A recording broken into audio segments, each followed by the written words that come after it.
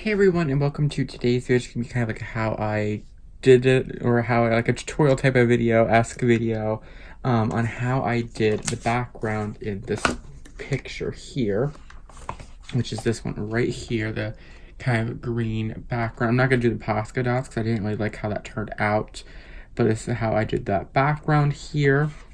And if you're running this from the Hannah Carlson Spirit Animals book. But I'm going to recreate it in the Mermaids book here. I have started it already, but I'm going to show you how to finish it. And we're going to be using the NeoColor 2s in the colors yellow green, grass green, emerald green, and dark green. Obviously, you can go ahead and, if you have any other kind of water soluble crayons or watercolors, you can kind of mimic it if you have like a good eye, so like that. But like I said, I have started. I'm gonna finish up with you, and this is easy, actually, like one of the simplest kind of tutorials, because honestly, you just kind of put it wherever you want and go from there, and then you just take your water brush and you activate it. So what I'm going to do is just finish up this little part here and basically just go through here and do what I did for everything else, which is basically put the color wherever you want it to. It's probably the most simple thing. So I'm just going to zoom you in and twist just a little bit. There we go. So yeah, it's very, very simple. I'm just going to start with the darkest color and go from this here and just put it wherever you want. Unlike my kind of my orange one I did, my morning sky, this is kind of just put it wherever you want and go from there. Very simple, very easy. I really did not know what I was going to do for the background in the Hannah Carlson page, so I kind of just made it up on the fly. I kind of wanted to look like a galaxy-esque sky, but with green. And then just went from there. And then, of course, you can embellish it with different stuff. I think with the background here, I probably will come in and shade up the hearts with just a little bit of probably pencil when I come in here and start doing it. But I had the hardest time. I know I was asked if I can do this one on Instagram once I posted, or I had the other picture, and I had the hardest time actually choosing a picture that I wanted this color background on. So that's why it kind of took me a while, because I didn't want to just slap it down on, you know, a random picture. I wanted it to kind of have be on one that I wanted to color next, type of thing. So yeah, very simply, just kind of eyeball where you want the colors to go, and that's where you put it. The harder part of this is actually when you go to activate it, because you don't want to muddle the colors up together, if that makes sense. You kind of want it to be, you have to do like the darker spots, and you do the lighter spots, you kind of work it together and kind of blend it together that way. Okay, let's do this color. One of the things I will say, like if you see like a darker spot down here and you want to go over like this, you can put it over in there, or like want to continue like this dark spot here like that. You can keep your eye out for that. But pretty much it's just put it where you want kind of design. So like I said, when I was first doing it, I really did not know how I was going to want to do it, besides just making like a galaxy-esque picture. I think this would be, yeah, this, the water. So very simple and very fast. And of course, once this does dry, once it fully dries, you can go in and add in a little more. If you want it to, like say if you wanted to put in another layer of it with the Neos, you can just let your page fully dry I have a heat gun, so I can just go ahead and hit with a heat gun and add another layer if I need to. But that picture that you've seen is just from Hannah Carlson is just one layer.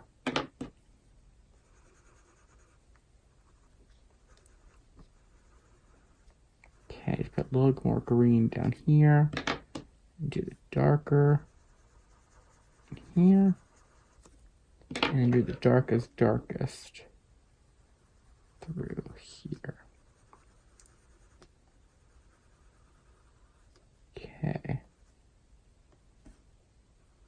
Trying not to get like where the hair would be, because her hair goes like all around her fin and her tail.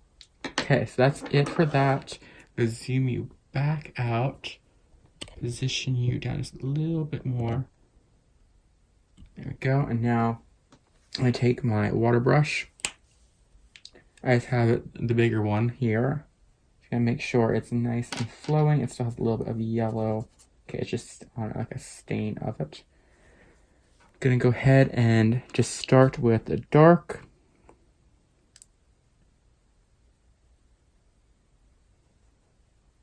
And you're just gonna kind of put it in there, and then once you're done with the darker areas, I just go ahead and blot it off, and you just kind of circle around the colors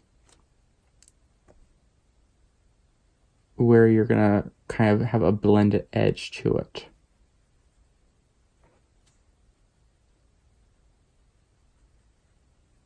I usually always try to move in a circle when I am doing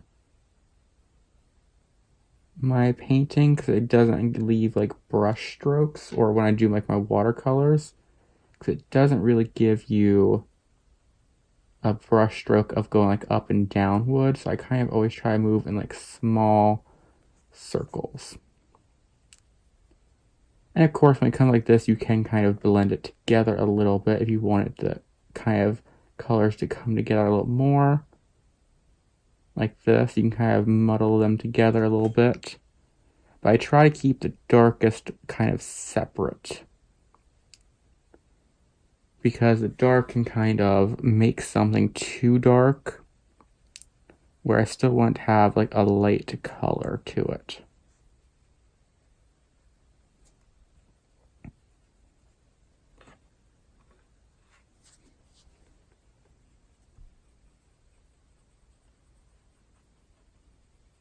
And the nice thing about this is it can look kind of splotchy, because it's kind of like a sea scene, you know? You can look a little more, you can try to get a little more seamless if you're doing it like on the background in the other one. And I'm just going to take it right down into the binding.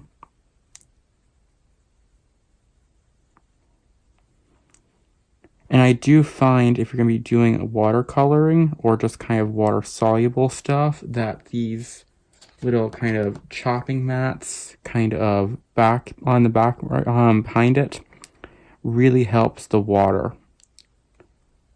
They are stencil sheets that were sent to me, and I found that using water with them, like a water brush, is just amazing. It really keeps the water from getting like soaked up. Like, I have not squeezed this for any extra water yet, and I would have to probably have squeezed it at least once by now if I had a piece of paper or something behind there.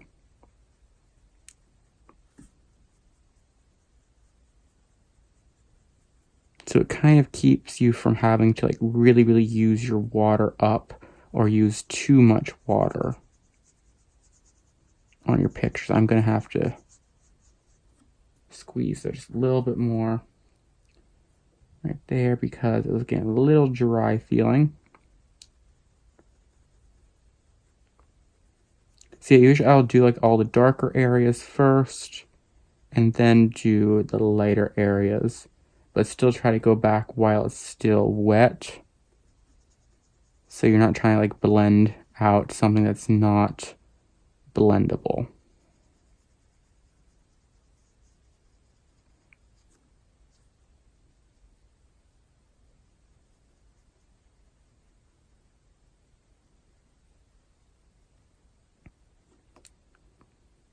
what I may do is just go over these hearts with a little bit of color, because I have to go over the ones on their skin. But what I might do is just leave them like as like see-through, and maybe just come in with the Posca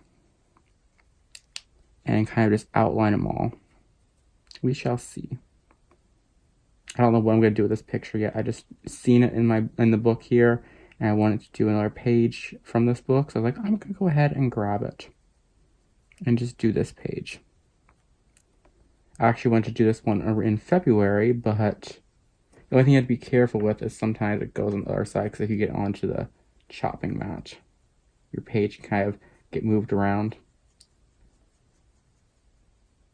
But that's easily fixed by coloring the next page, you know? But yeah, I was going to do this one in February, I just never got around to it.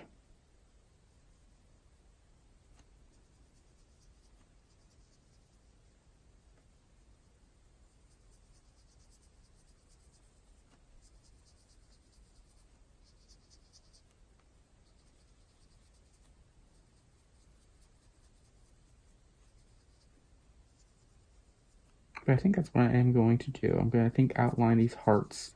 I'm going to color everything else in and outline all the hearts in Posca. I think that would look good.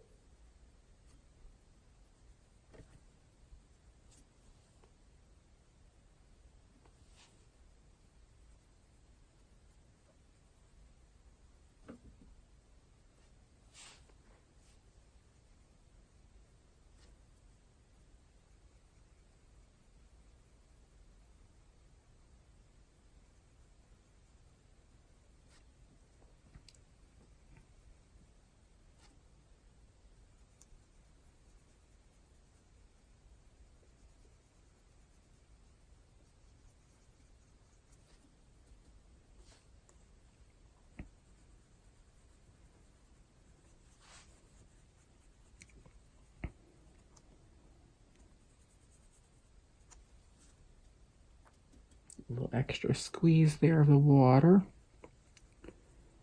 Just when you are doing this, always remember, if you're using a water brush, to squeeze your water brush off page and over to the side on a little napkin or whatever you're using to catch your water and clean your brush. Because you don't know, sometimes you squeeze a water brush and it comes out very lightly, and sometimes you squeeze a water brush and it tries to empty all the water contents out on the paper. So just be careful. It's always best to squeeze the excess water off to the side.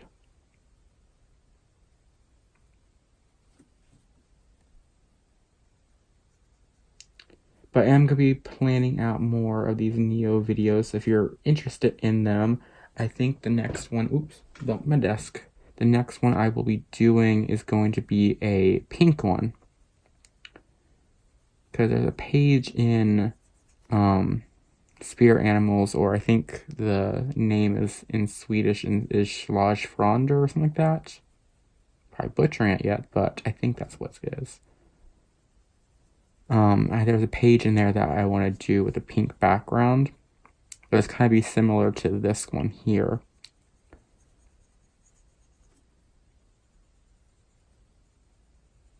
It's either going to be similar to this one, or it's going to actually be more like a pink sky type of thing. So I'm not sure, but I want to do a full-on pink one.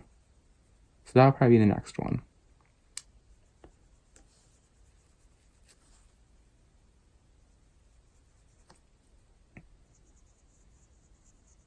And I have to come up with a name for this video, like I did the other one.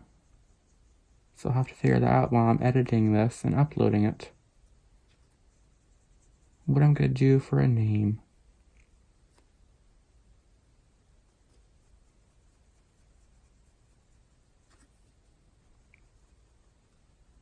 And the nice thing is, while some of it is still wet, you can go back over it I wouldn't go over it very, very much, like sit there and scrub at it. But you can go over and blend something in there to get the colors to work together while it's still damp. Just don't sit there and scrub at it because you will ruin your paper. This is pretty good paper. It does handle all types of medium pretty well. So, but if you're working on a thinner paper like an Amazon paper, you can use your watercolors. You just have to be very careful.